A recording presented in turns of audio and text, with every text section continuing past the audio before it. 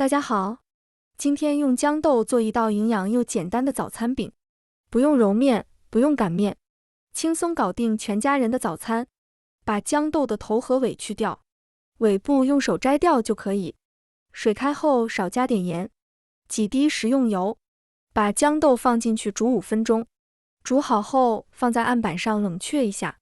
胡萝卜切成丝，1根素火腿肠切成丁，豇豆也切成丁。所有食材全部放在一起，加点食用油，放1勺盐、胡椒粉，分次加入100克面粉，边加边搅拌。锅底少来点油，1勺面糊摊一个饼，上面再撒点黑芝麻，盖上盖子，先把底部煎至金黄。底部金黄以后，给它翻个面继续煎，煎至两面金黄出锅。